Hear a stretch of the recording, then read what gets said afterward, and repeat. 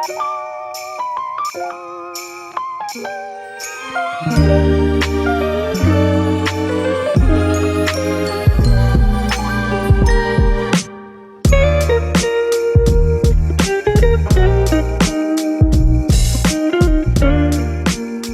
kita sudah di hari ketiga dari kita di Shenzhen ya.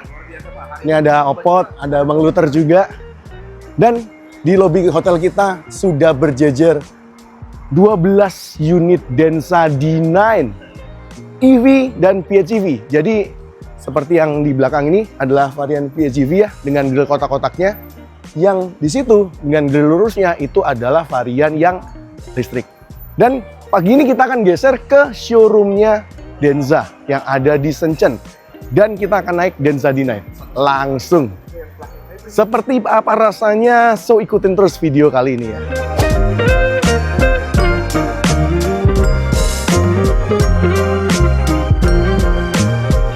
Nah, mumpung di sini ada beberapa tipe Denza, kita akan bandingin ya perbedaannya satu sama lain. Ini adalah varian yang PHEV. Salah satu patokannya adalah grillnya dia kotak-kotak kayak gini. Ya emang sekilas mirip sama rivalnya dari Jepang ya, yang udah terkenal itu. Dan di sini adalah varian EV-nya, dan varian EV-nya ini grillnya dia lurus-lurus begini ya. Simpel ya, nggak susah bedainnya ya antara yang PHEV dengan EV. So, yang akan masuk 100% pastinya yang akan EV duluan ya, karena kita di Indonesia EV ada kebijakannya, ada insentifnya. So, yang ini yang akan jadi gambaran produk yang akan masuk ke Indonesia tahun depan kuartal 1. Udah fix, udah confirm by Bapak Tiu Shuiliang dan juga Bapak Eagle Chow. Oke, kita akan segera geser. Yuk kita masuk. Kita mau duduk ya. Kita akan nyoba. Langsung kita masuk di bagian tengah. Bagian belakang. Dengan Mas Suhendra. Oke, dari CNBC Mas ya. Ada Mas Pras juga di depan nih, dari Autofan. Kita nyobain si Denza D9 ya ini ya. Duduk di belakang. Ini yang EV. Ini kita nyobain yang EV yang 100% pasti akan masuk di Indonesia ya, karena EV ya. Seperti apa? Kita akan coba dulu ya. Saya akan pakai seatbelt dulu, karena ini belum pakai seatbelt. Dan kita akan rasain selama perjalanan seperti apa rasanya. Yuk kita mulai. Oke, jadi karena kita bakalan konvoy, jadi kita masih nungguin teman-teman yang di belakang ya. Jadi kita nungguin.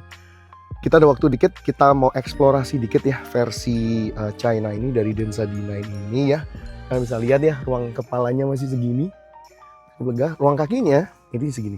Lega banget kan tadi sama Pak drivernya juga dimundurin ya. Nah, kita dapat apa? Di sini kita dapat blind ya. Buat privacy tentunya bisa ditutup. Ada audio dan DIN audio seperti ini, ada handle, dan ini harusnya bisa jadi semacam gantungan juga ya, karena dia cukup gede dan ada lubangnya gini, jadi bisa taruh jaket atau something di sini. Untuk sebuah hook ini gede banget sih ya, jadi kita bisa cantolin tas bahkan di sini harusnya, tapi nggak ditulis berapa kilo ya maksimal untuk bisa ditaruhnya. Nah, di sini ada semacam kantong pocket gitu, cup holder 2. Bottle holder lebih tepatnya mungkin ya, bisa dipakai buat taruh ini juga. Nah, di sini juga ada kompartemen yang bisa bukanya di touch. Dan ini mobil mulai jalan ya. Khas mobil listrik, pertama jalan langsung sentakannya tuh berasa banget. Dan kita tutupnya tinggal di touch saja, bisa langsung tutup. Sebuah fitur simple, sederhana sih ya. Dia cuma motorized dan juga touch saja, tapi mungkin nggak semua brand kasih nih. Dan di bawah juga masih ada yang bisa buka seperti ini. Dan ini sepertinya semacam chiller gitu ya, karena saya pegang agak dingin nih di sini. Ya, seperti itu. Nah, di sebelah sini ada untuk control panelnya ya. Sayangnya ini bahasa Mandarin nih. Tapi setidaknya saya bisa ngerti di sini ada buat jendela nih. Yang di sini ada buat si AC-nya 24 derajat. Di sini ada buat kursi juga ya. Nah, kursinya bisa diatur-atur nih. Mau naik. Nah, kita punya leg rest di sini ya, bisa dinaikin. Dan ini lumayan ini ya. Lumayan responsif ya untuk touch-nya nih. Nah, kita ganti lagi di bagian ini bisa maju atau mundur. Kayaknya ini udah paling mundur ya. Ya, udah paling mundur. Lainnya juga bisa kita akses dari sini. Apakah kita mau mundur lagi? Nggak bisa, kayaknya udah mentok ya. Di sini banyak banget. Ini untuk fan AC-nya bisa buat lagu juga, bisa buat lampu juga. Ini sunroofnya juga bisa buka tutup dari sini ternyata untuk blindnya, panoramiknya ya, bukan sunroof lebih tepatnya. Dan ada sayangnya bahasa Mandarin ya. Ya, kita bisa lihat di sini ada wireless charger. Jadi handphone kita bisa dimasukin di sini dan ini ada stoppernya. Kalau mungkin kalian nggak kelihatan, nanti kita akan coba cari footage-nya, atau nanti kalau keluar saya bikin footage-nya ya.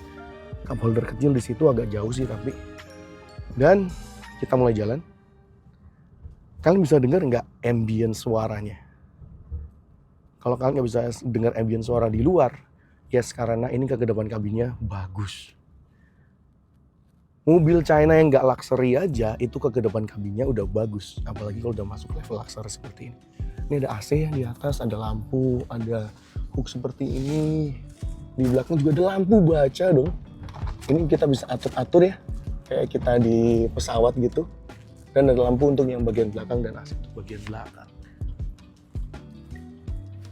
Ya, mantep ya.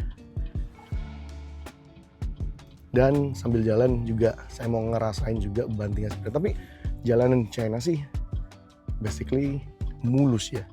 Jadi kalau mungkin kerasanya akan cukup nyaman, ya memang karena jalanan kebanyakan mulus. Tentunya yang lebih komprehensif nanti kita akan rasain waktu unitnya dari Indonesia, nyobainnya di jalan Indonesia. Apakah memang sesuai dengan jalan Indonesia atau enggak. Tapi so far sejauh ini kita udah jalan hampir 10 menitan, ini masih cukup nyaman. Dan ternyata bisa serba ini, bisa literally sampai tiduran nih. Kalau kalian perhatiin, ya mungkin kalau sambil jalan tiduran gini nggak enak ya, tapi kursinya bisa. Jadi kalau mungkin kondisi berhenti, kalian mau istirahat, kayak sekarang ini kondisi berhenti kan, kita lagi di lampu merah, mungkin akan harusnya cukup nyaman. Tapi kalau sambil jalan sih mungkin buat beberapa orang akan pusing ya. Tapi kursinya bisa ditidurin sampai serba ini.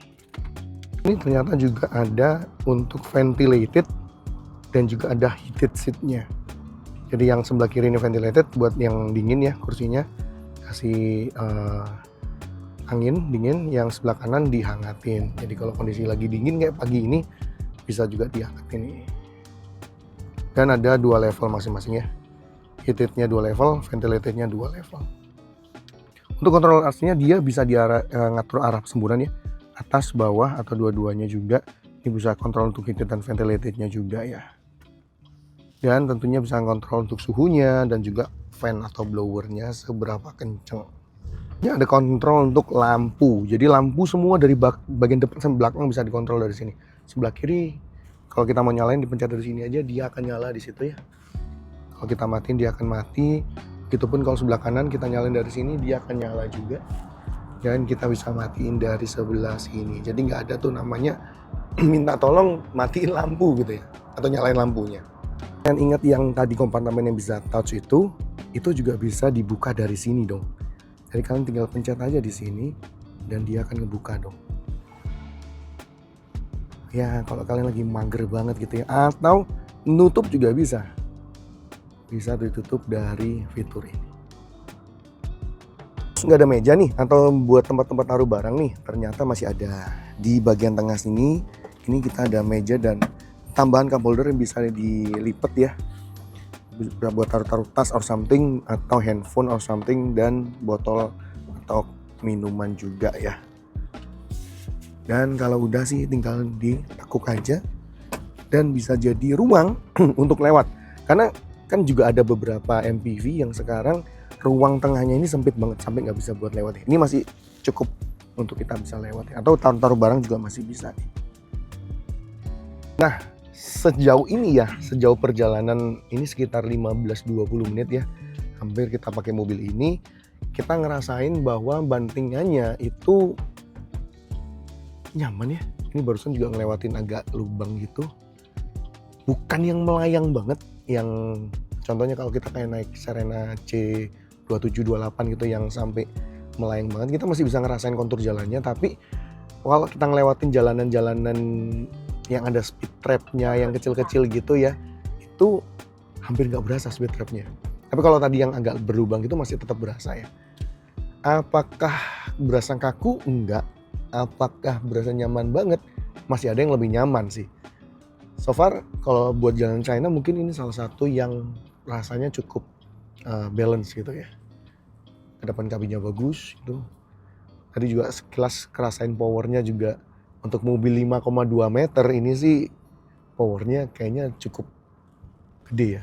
Dan kita barusan agak belok-belok tuh, nggak terlalu yang body rollnya nggak terlalu yang bikin kita mabuk atau gimana gitu, masih termasuk terkontrol. Apakah lebih enak dibanding Zeekr 009 yang 2 bulan lalu saya coba di Ningbo? Belum tahu ya, karena memang agak beda. Waktu di Ningbo juga kita cobanya di sirkuit ya, ini kita cobanya di jalan umum di public road, jadi nggak bisa apple to apple juga sih ya.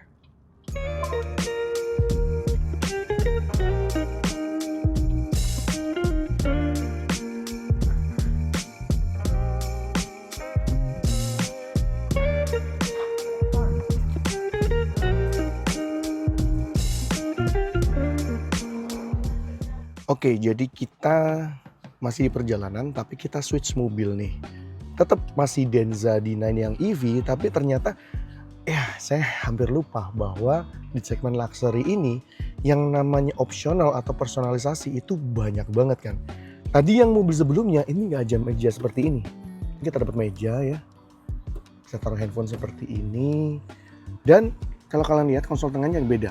Kalau yang tadi chillernya itu kudu tarik manual, tapi untuk kompartemennya bisa otomatis. Yang ini kita bisa pencet, yang keluar langsung chiller dan heater ya. Jadi bisa jadi kulkas, bisa jadi heater juga. Dan dia langsung sudah motorized seperti ini.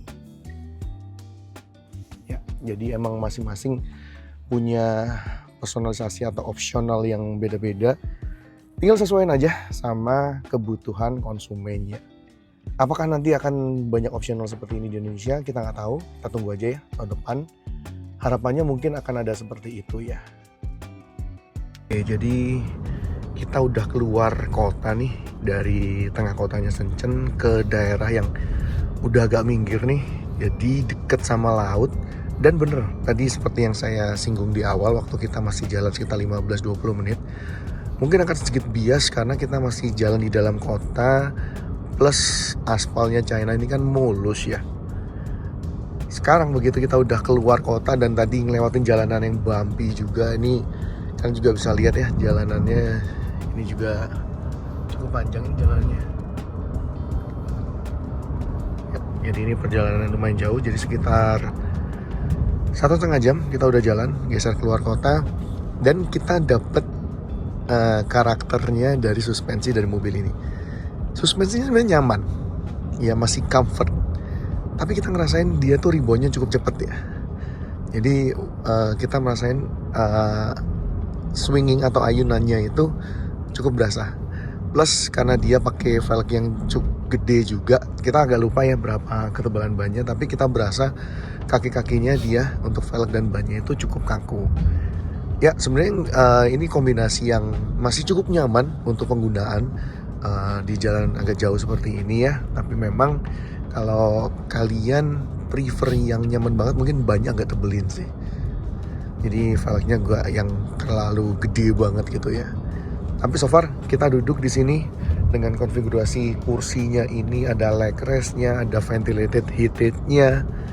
Ini sih nyaman selama perjalanan sekitar 1,5 jam terakhir inilah ya.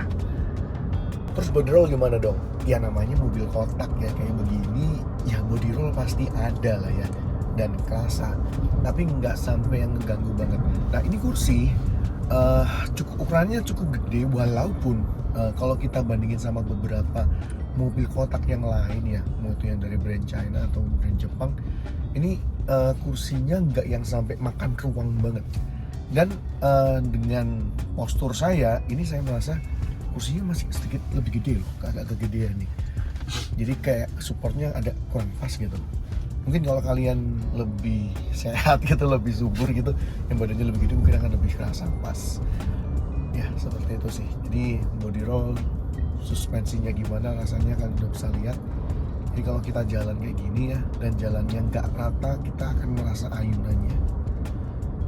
Tapi so far ayunannya nggak sampai ngocok perut, karena tadi suspensinya empuk.